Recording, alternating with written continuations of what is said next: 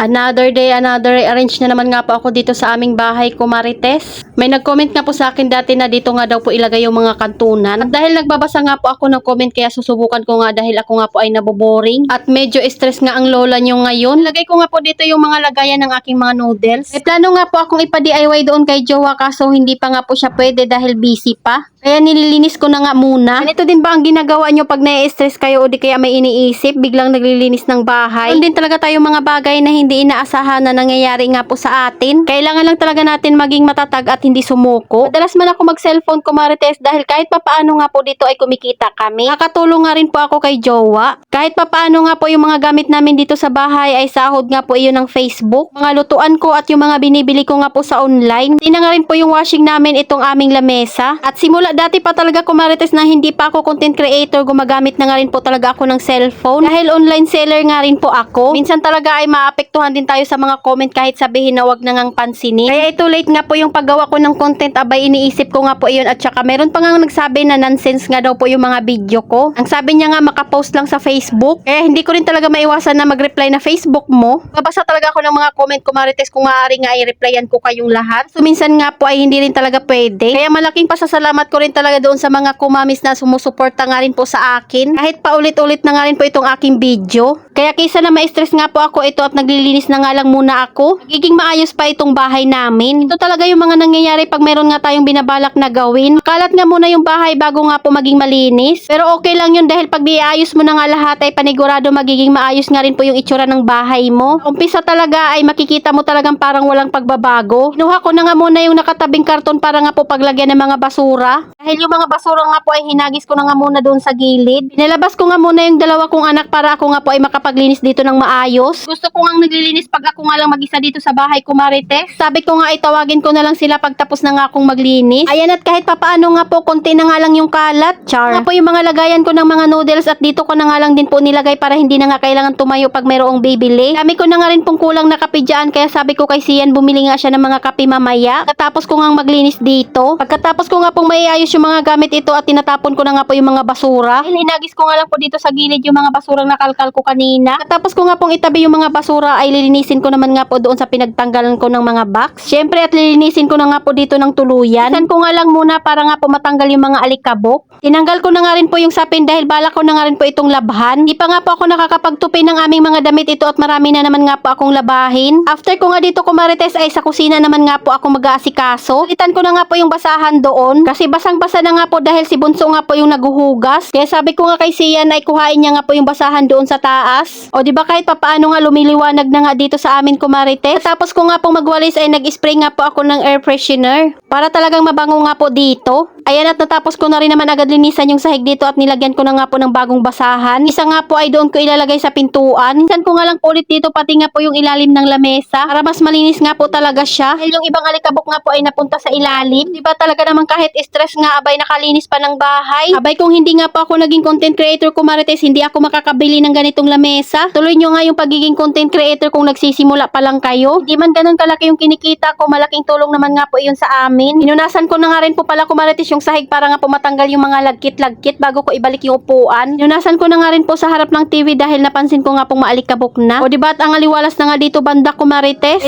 Ready na nga po ito para sa ipapagawa kong DIY kay Jowa. Oras niya na lang talaga ang kailangan dahil meron na naman nga pong nag-PM sa akin na magpapatiles nga daw po sa kanya. Katapos ko nga po dito sa sala ay diretso naman nga po ako sa kusina. Kasan ko nga lang po yung mga natirang hugasan ni Tyler. Ayan, at kaunti nga lang naman ito. Dahil pagkatapos nga po namin kumain ay diretso na nga po siyang naghugas. Itong kaldero lang ay hindi niya talaga hinuhugasan dahil hindi pa nga po niya kaya. Last na nga po itong aking gagawin, Kumarites, at tapos na nga rin po akong maglinis. Syempre at ipapakita ko na nga sa inyo, Kumarites, yung aking nalinis. Ayan, at wala na nga pong kalat dito banda sa TV namin. Aliwalas at kaaya-aya na naman nga po itong sala namin. At yung sa tindahan naman, Kumarites, ay ito na nga po yung itsura niya. Syempre at ipapakita ko nga rin po sa inyo ang kusina namin.